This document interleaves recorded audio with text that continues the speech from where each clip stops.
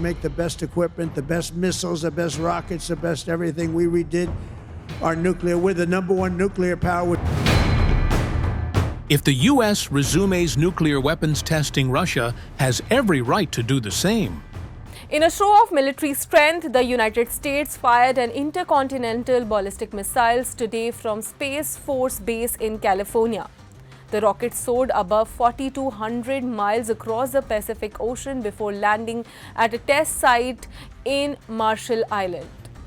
The test, called Glory Trip 254, was not about any real threat but to check if the old missile system still works well. Air Force leaders said the launch went perfectly. A team from the 625th Strategic Operations Squadron controlled it from the U.S. Navy E-6B Mercury plane flying high above. The setup tests a backup way to launch missiles if ground controls fail in any crisis. The data from the test will help keep missiles ready and on target.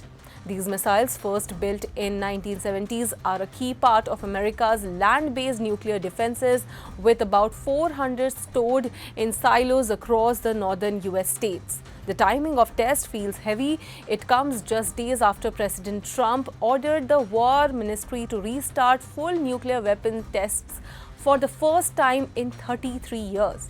On October 30th, while in South Korea, Trump posted on Truth Social that other countries are testing, so the US must do the same to stay even. Trump stressed the need to match rivals like Russia and China, who he said are catching up fast.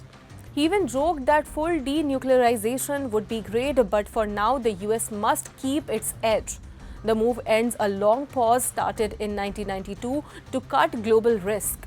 We make the best equipment, the best missiles, the best rockets, the best everything. We redid our nuclear. We're the #1 nuclear power, which I hate to admit because it's so horrible. It's such a horrible situation if it ever has to be used. Russia's second, China's a distant third, but they'll catch us within 4 or 5 years. They want to catch us, and they'll be able to catch us. And we're maybe working on a plan to denuclearize the three of us, so we'll see if that works. But we have the strongest military anywhere in the world by far. We're investing $1 trillion in the United States Armed Forces this year. It's the biggest amount we've ever invested. Across the world, Russia is not staying quiet. On Wednesday, President Putin met with his top security team and ordered them to plan for their own nuclear tests if the US goes ahead.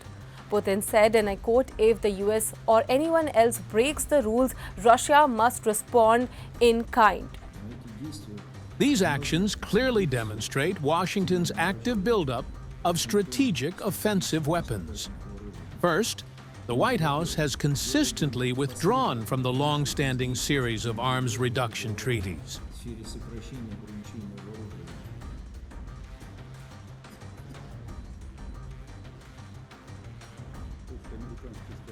The fact that the American side has not provided an official explanation for President Trump's statement regarding the resumption of nuclear testing does not provide grounds to believe that the United States will not begin preparations for and then conduct nuclear tests in the near future. The American side may continue to evade official explanations, but it changes nothing, because if we do not take appropriate measures now, we will miss the opportunity in time to respond effectively to the U.S. actions. He told Foreign Ministry, Defense Ministry and spy agencies to gather facts on Trump's plan and suggest next steps like preparing test sites. Russia's last full nuclear blast was in 1990s before Soviet Union fell. But lately tensions are high over the Ukraine war. Trump skipped a summit with Putin in October and hit Russian oil companies with new sanctions. Defense Ministry of Russia warned that US moves raise threats to Russia and urged quick actions. No deadlines were set, but experts fear that this could spark a back and forth that makes the world less safe. So why the countries still test nuclear arms? At the heart of it, it's all about staying strong and safe. Tests let nations check if their bombs and missiles work right, spot flaws, and build better ones. Back in the Cold War, the US and Soviet Union ran over 2,000 blasts to prove power and scare off attacks. Today, it's also about prestige, showing rivals you mean business and keep weapons fresh without real fights. But test spreads radiation, hurts environment and risk accident like the US 1954 Castle Bravo blast that poisoned islands.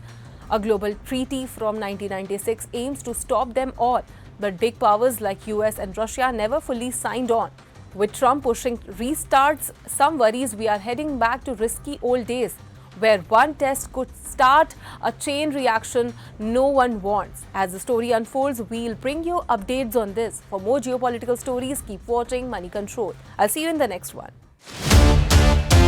Welcome to Money Control, your ultimate destination in the ever-evolving world of finance, business, markets, policy and technology. India's preeminent news platform, driven by facts and fueled by data. A platform made in India, for India and for the world. Moneycontrol.com has a staggering reach of 100 million plus monthly active users and 6.02 million daily active users.